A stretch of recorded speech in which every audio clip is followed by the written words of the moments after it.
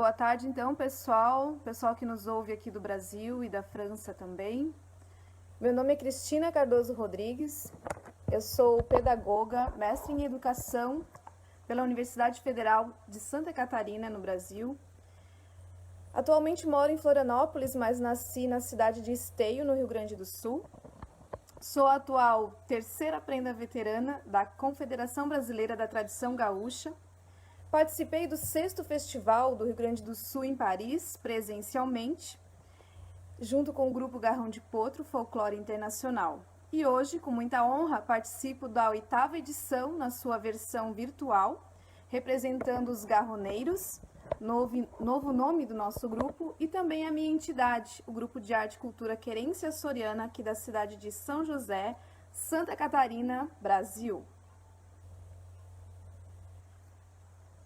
Essa conversa de hoje vai trazer um pouquinho sobre a Semana Farroupilha, que já se encerrou, né, nesse ano de 2021, com o título de Anita Garibaldi, A Paixão Cortes. Falar da cultura gaúcha e seus desdobramentos pelo Brasil e principalmente no Sul é um tema bastante amplo.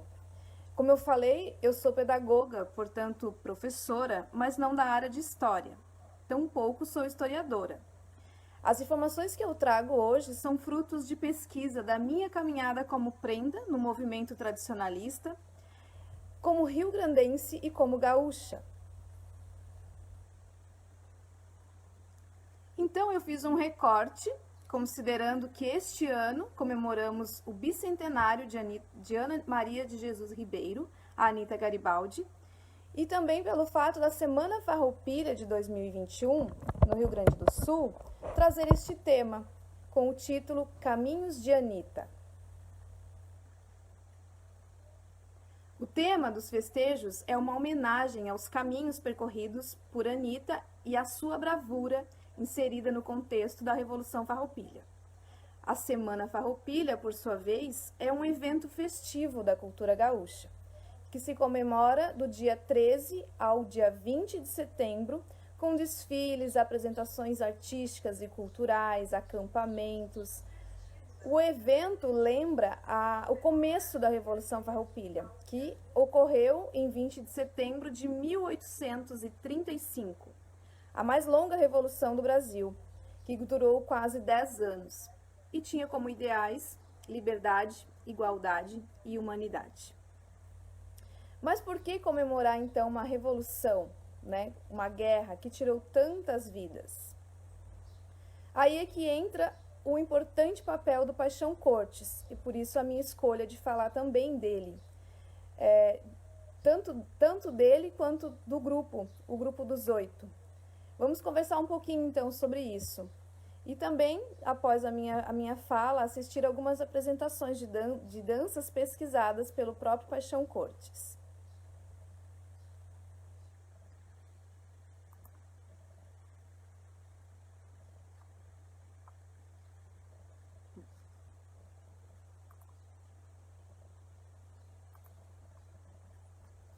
Então,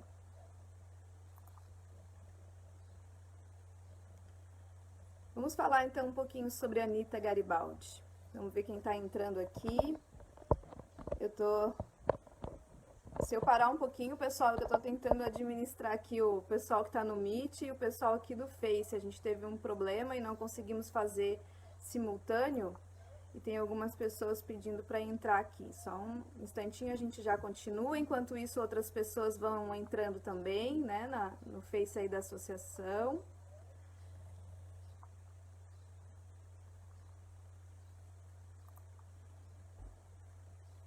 Vamos começar então falando um pouquinho sobre Anita Garibaldi. Como eu falei, né, eu não sou uma pesquisadora, uma historiadora. Essas informações são informações, claro, pesquisadas e sempre tentando trazer a forma mais que as pessoas consigam compreender, né, e para aqueles que já conhecem da história também poder ver os fatos e comparar com aquilo que já pesquisou e já estudou também.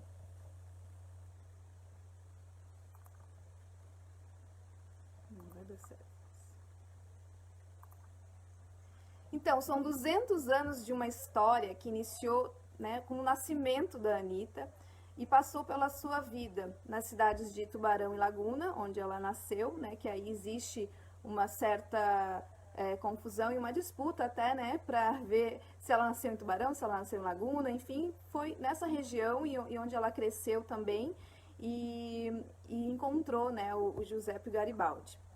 Desde que ela nasceu, né, nessas cidades, mesmo antes de conhecer o Garibaldi, ela já lutava contra injustiças, buscava seus direitos como mulher, como cidadã, o que na época era muito criticado e considerado uma falta de compostura, de recato, né? E os festejos farroupilhas do estado do Rio Grande do Sul deste ano têm por objetivo homenagear e comemorar esse bicentenário de nascimento da Anitta Garibaldi. Ela nasceu numa família muito pobre, né, no sul aqui de Santa Catarina, e quando seu pai faleceu, a sua mãe então arranjou um casamento com um comerciante lá da cidade para que ela pudesse ajudar a família. Uma das personalidades femininas mais conhecidas aqui do sul do Brasil, principalmente pela sua participação e envolvimento direto na Revolução Farroupilha, né, que a sua participação iniciou por volta do ano de 1837. E em 20 de outubro de 1839, então ela começa a sua saga seguindo Giuseppe Garibaldi a bordo do seu navio, deixando para trás a sua vida, a sua família, a sua cidade e um pouco da sua história aqui, né, no nosso estado. Ela passa então a empunhar armas, disparar canhões e, em meio a revoluções e batalhas, teve seus 4 filhos. O Menotti, que nasceu aqui ainda no Brasil, Rosita, Teresita e Riciotti, que nasceram no Uruguai. Para garantir o merecido reconhecimento à memória da heroína de 2 mundos, como ela era conhecida, como é conhecida, né? No Rio Grande do Sul existe um decreto de 9 de fevereiro de 2021, que instituiu lá no estado o Ano de Anitta, dedicado às comemorações pela passagem dos seus 200 anos de nascimento. Anitta é considerada símbolo de luta, de força e de muita vontade de viver. Apesar de ter morrido muito jovem, seus feitos que são contados na sua história, desde o fato de decidir acompanhar o Giuseppe num navio de guerra, para defender ideais, a sua fuga a nado pelo rio Canoas em 1940, quando os farroupilhos foram derrotados, né, no oeste catarinense. Então, a nado, ela chega no Rio Grande do Sul e reencontra o Garibaldi. Uma outra fuga também que marca a sua história foi quando saíram da cidade de Mostarda, no Rio Grande do Sul, em direção ao Uruguai. A casa onde eles moravam foi invadida pelos imperiais e ela, carregando seu bebê, né, seu primeiro filho, Menotti, de 12 dias, carregando ele num braço e no outro empunhando uma arma, montou no cavalo e fugiu daquela emboscada. Hoje existe até uma estátua na cidade de Roma que exalta, né, esse feito, esse fato na vida de Anitta Garibaldi, considerada a heroína de 2 mundos. Independente do contexto que Anitta Garibaldi lutou, porque sabemos, né, que guerras, mortes, massacres e muitos outros aspectos que estão por trás de uma revolução, e principalmente da Revolução Farroupilha, que durou muito tempo, que embora tenha nascido do ideal de liberdade, igualdade e humanidade, violentou muito o sul do Brasil, especialmente Santa Catarina e Rio Grande do Sul. Nenhuma guerra, por mais bem intencionada, se é que a gente pode falar isso, né, deixa só coisas boas. Mas o objetivo de continuar ressaltando a história dessa mulher catarinense, que é considerada heroína de 2 mundos, é dizer que há 200 anos atrás já nascera uma mulher que pensava, que agia da sua maneira, quebrava as amarras sociais, religiosas e culturais, que colocavam a mulher num lugar de submissão, de moeda de troca e subjugada à própria sorte. Então, esse é o legado que a Anitta Garibaldi deixa, principalmente para nós mulheres, não só as catarinenses, não só as gaúchas, mas também contando essa história mundo afora, né, pelo tempo também que ela viveu no Uruguai, na Itália. Então é sim uma mulher que representa vários mundos e vários continentes e representa os ideais principalmente de defesa dos direitos das mulheres. Então, embora ela tenha vivido numa época muito diferente da nossa, nós sim podemos e precisamos nos inspirar nessa guerra e nessa força que ela representou há 200 anos atrás. Então, vamos falar um pouquinho sobre a Semana Farroupilha em si, né? Em 1947, o mundo vivia um segundo ano após, né, a Segunda Guerra Mundial. E o Brasil, o segundo ano do fim da Era Vargas, que durou 15 anos. E destes 8 anos foram de uma ditadura violenta aqui no Brasil. A cultura nestes regimes são as mais atingidas, né? Juntamente com a imprensa, pois a expressão, a arte, a produção cultural são formas de trazer à tona ideais, conceitos, formas de ver o mundo, representação e projeção cultural e histórica. E tudo isso num regime de ditadura precisa ser controlado, né, pelo ditador, pelos ditadores. Então, era nesse contexto que em 1947 iniciou esse movimento de recuperar essa cultura gaúcha, né, e de iniciar aí um movimento tradicionalista. Nesse ano de 1947, muita coisa ganhava um novo significado no Brasil, né? Não só aqui na região sul, mas em todo o território brasileiro. Muitos pesquisadores saíram em busca da história do seu povo, da sua região. Foi um movimento meio que generalizado, de certa forma libertador, onde os brasileiros buscavam se desvencilhar dos modismos estrangeiros, né? Sobretudo os vindos dos Estados Unidos da América. Uma forma de trazer a identidade do povo brasileiro de volta. E no Rio Grande do Sul não foi diferente.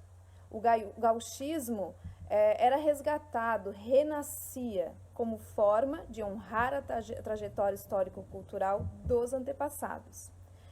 E os jovens fizeram parte desta jornada de resgate da identidade cultural do gaúcho. A Liga da Defesa Nacional era presidida pelo capitão Darcy Vignoli, no ano de 1947. E incluiu na programação da Semana da Pátria daquele ano o translado dos restos mortais de David Canabarro, que estavam em Santana do Livramento. Ao chegarem em Porto Alegre, seriam encaminhados ao Panteão de Santa Casa de Misericórdia. João Carlos Dávila Paixão Cortes então sugeriu à Liga que tal ato fosse acompanhado por gaúchos pilchados, a cavalo, fazendo uma guarda de honra. A intenção seria relembrar os tempos áureos, né, da época da Revolução Farroupilha. E foi a partir daí que saíram em busca de cavalos e encilhas para realizarem tal ato. Paixão Cortes literalmente parava as pessoas na rua pedindo os itens necessários emprestado para que pudesse fazer aquela grande homenagem e que eles fossem pilchados para essa guarda. E se hoje em dia isso dificilmente fosse dar certo, naquela época ele conseguiu juntar 14 pares de arreios, né? Pedindo e catando e conversando com as pessoas e conseguiu então juntar esses 14 pares de arreios para que então a cavalo pudessem fazer o translado. A dificuldade maior foi encontrada na hora de juntar os jovens dispostos e aptos a montar nos cavalos e participar da guarda. No Colégio Júlio de Castilhos, né, o conhecido Julinho, conseguiu apenas a adesão de 2 ou 3, juntando-se mais pessoas de fora do colégio, familiares e amigos.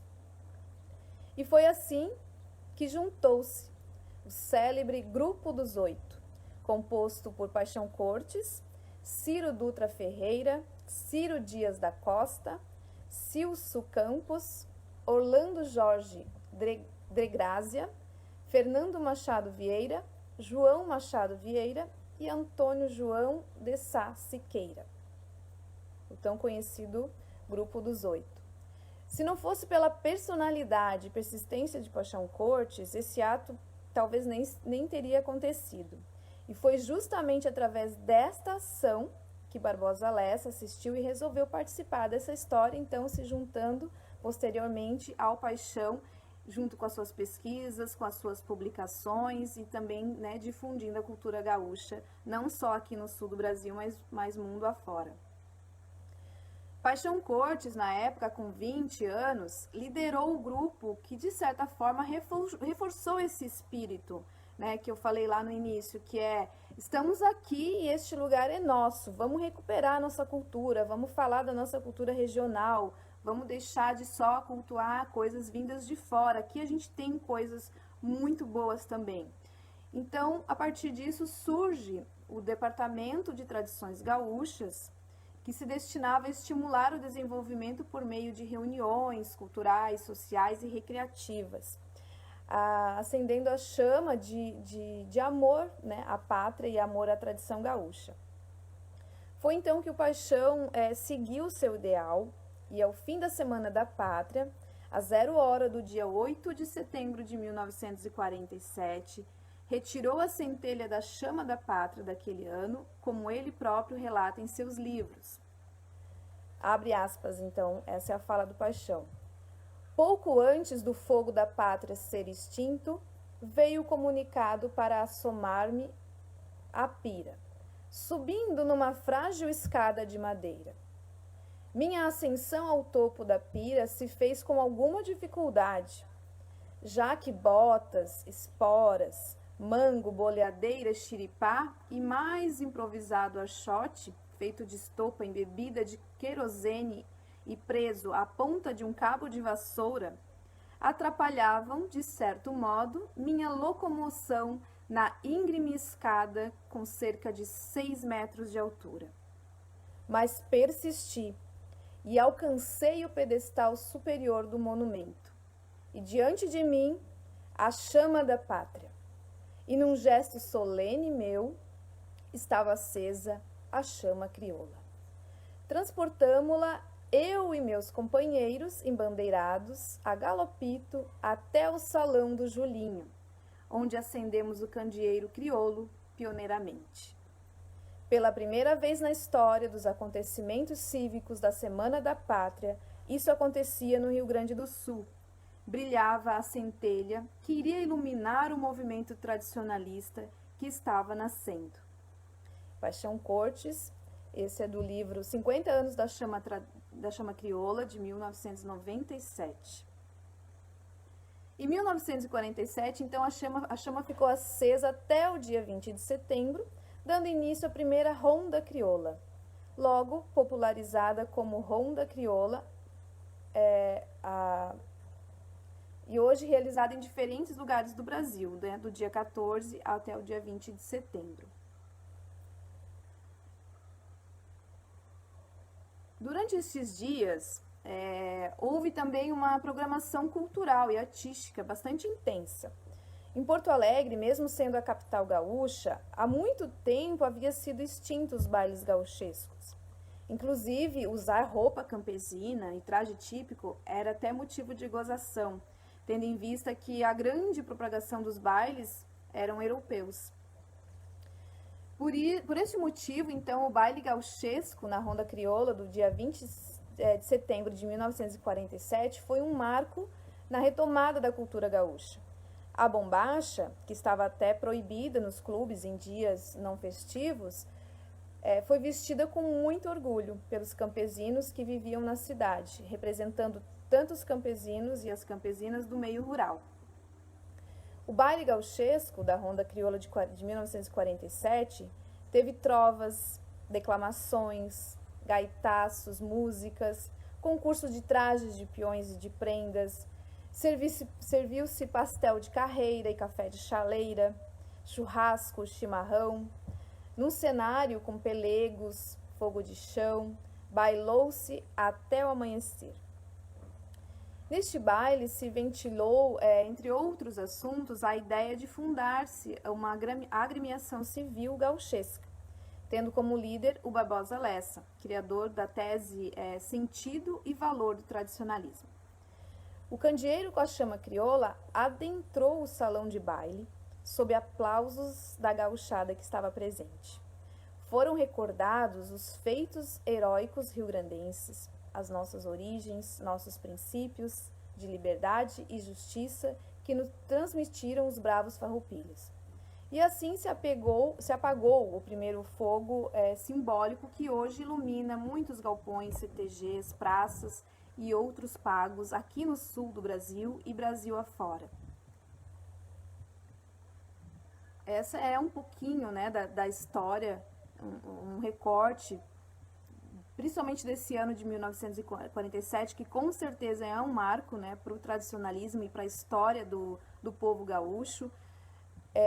Como eu falei no início, não é hoje, né, a gente consegue falar disso assim com mais clareza, de que não é uma comemoração, não deve ser pelo menos, né, uma comemoração a uma revolução, a uma guerra que, embora tenha começado sim com princípios, com objetivos de igualdade, humanidade e liberdade, a gente sabe que o fim da guerra é um saldo muito mais negativo do que positivo.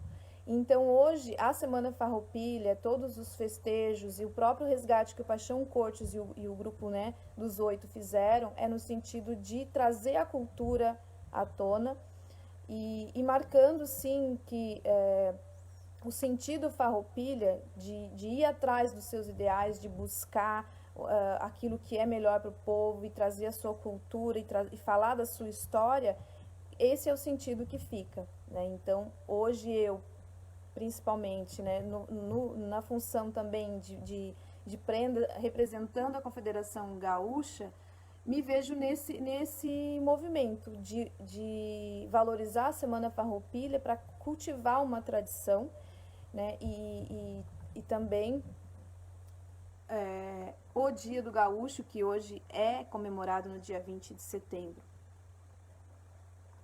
Deixa eu só dar uma olhadinha aqui nos nossos participantes, se tem alguma pergunta.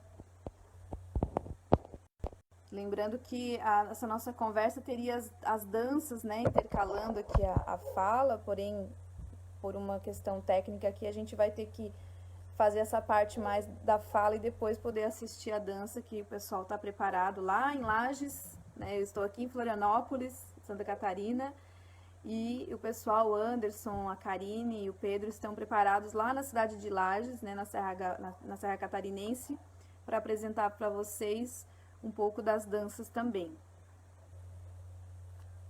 Vamos ver aqui se tem alguma pergunta, algum comentário do pessoal.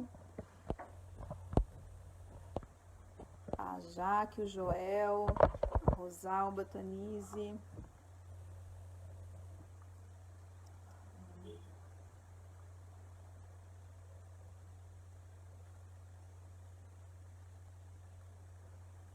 Não tá, ninguém tá me ouvindo? O som tá ok aí, pessoal? Aqui tem um comentário, mas acho que já é de mais tempo.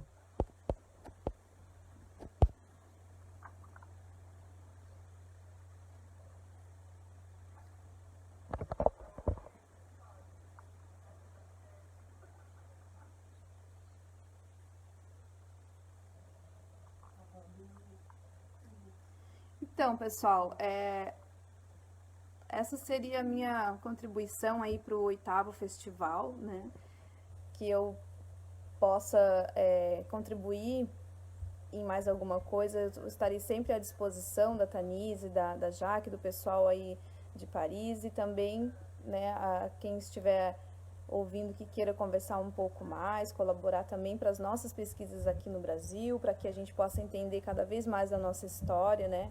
Assim como o Paixão Cortes, lá em 1947, a intenção dele e dos outros 7 jovens de Bombacha, em um ambiente em que a sociedade negava hábitos, costumes e tradições gauchescas, era retomar esse sentimento de orgulho das coisas tradicionais. Esse processo de comemorações começou com um movimento estudantil, com alunos de diversas camadas sociais, segmentos étnicos, levantou em favor, né, das tradições. O objetivo era combater uma descaracterização, então procuravam uma identidade da nossa terra gaúcha. E hoje a gente continua, né, com esse movimento, um movimento que triunfou e ganhou espaço, não só no Rio Grande do Sul, mas em todas as regiões povoadas por gaúchos, né? Porque, como diz o Paixão Cortes, gaúcho não é nascer no Rio Grande do Sul, é um estado de espírito. Então, mesmo não nascendo no Rio Grande do Sul, muitas pessoas escolhem ser gaúchas, né? Hoje tem tradicionalista no Mato Grosso do Sul, tem tradicionalistas em São Paulo, Mato Grosso, no Paraná, que é o nosso vizinho, e também em Amazonas, no Amazonas, aqui no Brasil. Então, né, Brasil afora e até no exterior, a gente consegue, pode ser gaúcho e levar a nossa cultura. E isso que o grupo, né, Garrão de Potro, hoje, os Garroneiros, fizeram também no sexto festival, em 2018. E hoje estamos aqui também participando, mesmo que virtualmente, né, por causa de uma pandemia que assola aí o mundo inteiro, mas estamos aqui conectados e firmes nesse propósito de continuar com a nossa tradição e difundindo cada vez mais. Então, eu me despeço e agradeço novamente, estarei sempre à disposição. Vamos assistir então, né, quem está aí conectado, continua com a gente para assistir um pouquinho das danças que foram pesquisadas pelo Paixão e que hoje a gente representa e dança com muito carinho e muito orgulho. Um abraço, pessoal, até uma próxima. Muito boa tarde a todos que estão aqui no Brasil. Uma boa noite para vocês que estão nos assistindo aí em Paris, em Paris, na França. Tivemos uns problemas técnicos e pedimos desculpas. Nós vamos de dança na conversa, bem brevemente, contribuindo aí com a belíssima palestra da Cristina Rodrigues. Nós vamos trazer um pouquinho de arte e do bailar gaúcho de antigamente. Eu sou Anderson Pereira, sou o diretor-geral do grupo Garrão de Potro, que a partir do ano que vem irá se chamar Os Garroneiros, com danças de todo o Brasil. Nesse momento eu vou trazer um pouquinho para vocês das danças antigas. Eu tenho aqui, eu vou convidar para a sala o Pedro Pereira, e a Karine Souza para bailar também.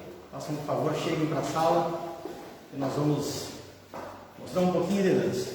Eles estão de máscara, seguindo nossos protocolos, e estamos todos vacinados. E eu estou mantendo o distanciamento deles, tá? Nós vamos trazer um pouquinho das antigas danças, duas danças da geração a mais antiga, e depois duas danças, dois bailados da geração mais atual, dos bailes de hoje em dia, através das posturas. As duas danças mais antigas, mostrando um sapateado, um sarandeado da época do antigo fandango, e as danças mais novas, já com a postura de enlace, como as valsas, os shots, as rancheiras, de hoje em dia, por exemplo. De início, eu gostaria de agradecer à Associação Sol do Sul pelo espaço concedido para nós, do grupo Garrão de Potro, e agradecer às pessoas da Tanise e da Jaqueline Dreyer, que fazem esse belíssimo trabalho divulgando a nossa cultura, a nossa arte para o mundo todo.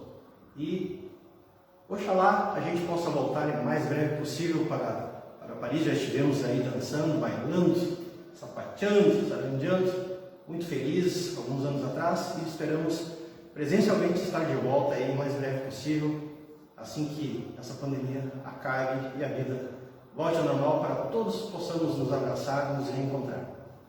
Vamos de dança na conversa. O primeiro tema chama-se Tirana do Lenço, uma dança que traz o sapateio e o sarandeio do antigo fandango primitivo, lá do início do século XIX, uma belíssima dança de conquista, onde através do lenço eles trocam olhares, negaças de amor, e os corpos é que falam através de si próprio para as conquistas amorosas do baile. Com vocês então, Tirana do Lenço e o grupo Garrão de Potro.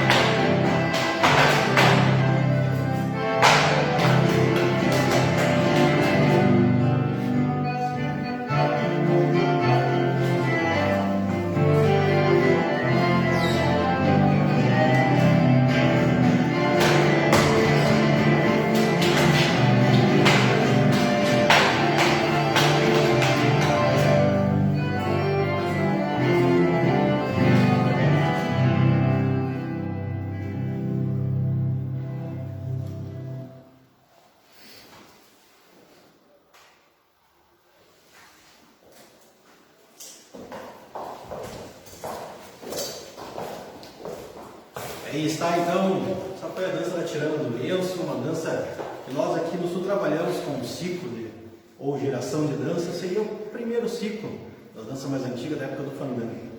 Enquanto eles descansam um pouquinho, tomam uma água para voltar para mais uma dança sapateada, falar um pouquinho de mim. Como eu disse, sou Anderson Pereira, sou diretor do grupo Garrão de Potro, mas também, como profissão, sou instrutor de danças há quase 30 anos, nos CTGs aqui de Santa Catarina, trabalhando também em outros estados como avaliador de danças tradicionais, danças derivas, chula, e estou já no meio há mais de 30 anos como dançarino, participando em festivais, rodeios no sul do Brasil, festivais pelo Brasil também, e festivais de folclore, e também internacionalmente, já em vários países da América e também na Europa, conduzindo o Garrão de Potro, que tem essa belíssima estrada já há 6 anos.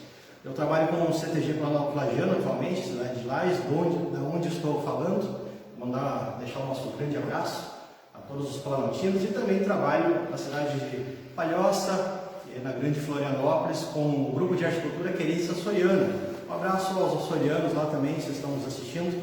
É uma grande honra trabalhar com essas duas entidades. E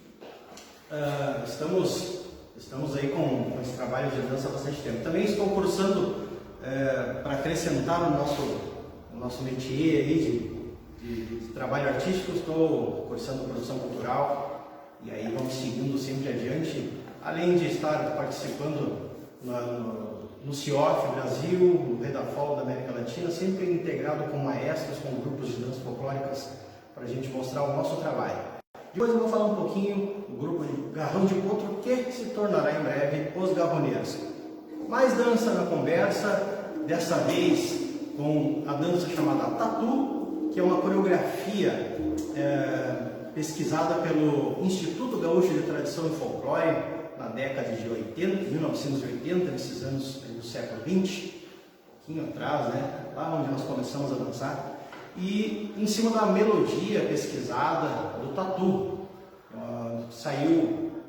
Essa melodia foi pesquisada no início do século XX e foi registrada no anuário no Rio Grande do Sul.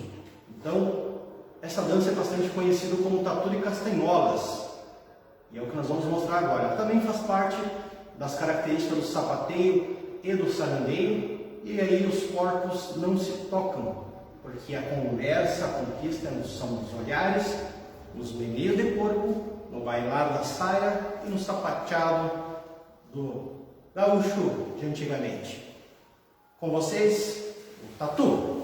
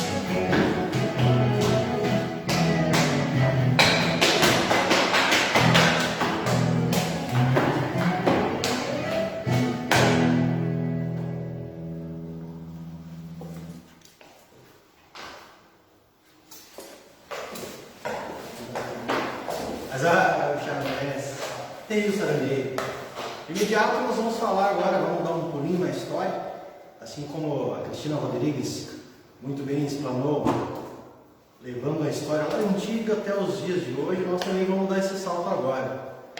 Apesar que o peão ainda vai estar pilchado com as roupas de antigamente, a la saiote, xeripá, o chamado saiote, como é conhecido, nós vamos agora dar um pulinho para um pouco mais recente, para a parte de dança enlaçada. Então vamos trazer um vaneirão, que é muito apreciado nos bailes dos dias de hoje, inclusive, mas esse vaneirão que encontrou o antigo batipé, o antigo sapateiro. E aí vem aquelas danças híbridas, as danças mescladas com a parte sapateada que é do antigo com a parte atual. A gente chama das danças híbridas. Então a parte de vaneirão, vocês vão notar que vai ter uma postura mais próxima, há uma liberdade maior entre os dançarinos, de contato, e também, ao mesmo tempo, eles vão estar fazendo o sapateado antigo, mas não vão se largar. Vamos ver como é que sai então o vaneirão sapateado.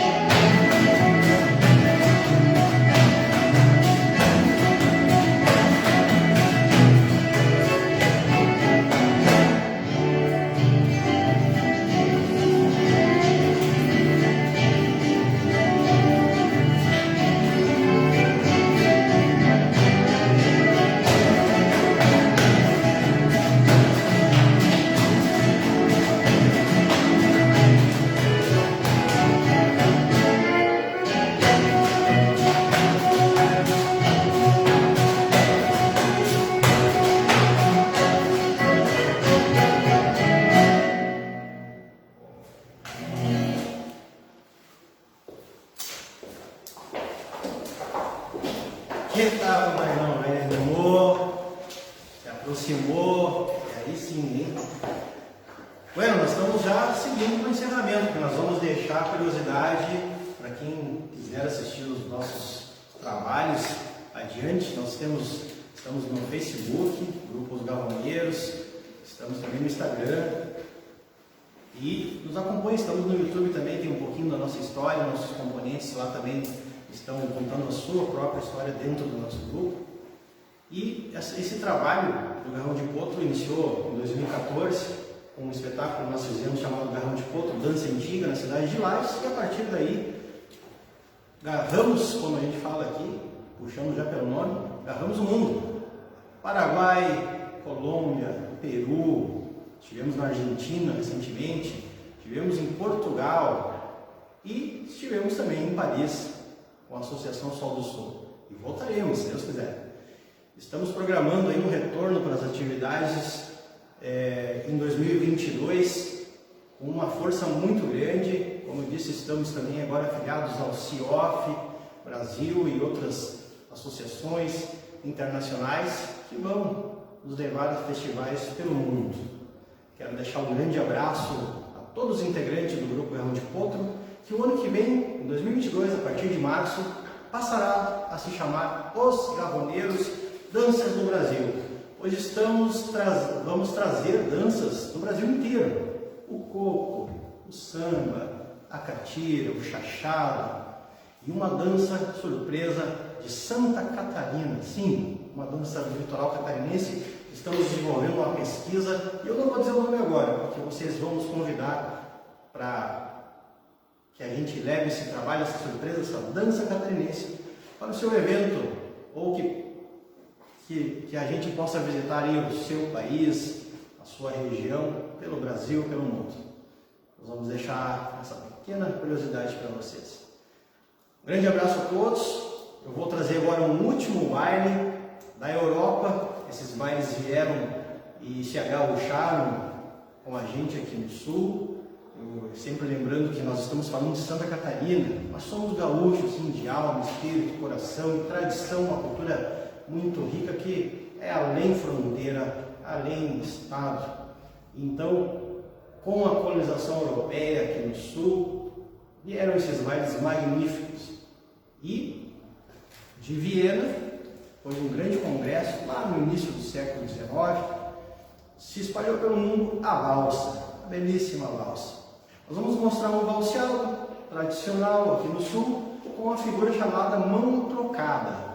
Existe uma pesquisa do senhor João Carlos Paixão Cortes, inclusive tirando do livro que mostramos, e o Vaneirão Sapateado também são pesquisas desse importante folclorista, o mais renomado folclorista que temos aqui no Sul, e a qual nós reverenciamos sempre. E essas danças fazem parte das obras desse senhor.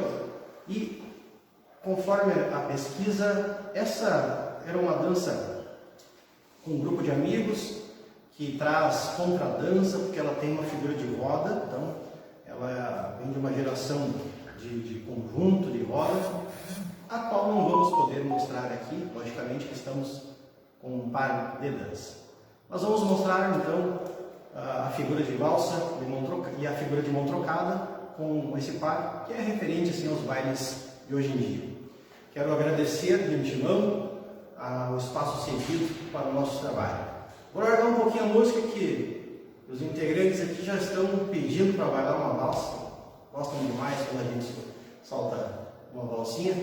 E aí depois eu me despeço de novo, deixando o nosso quebra-costela para todos.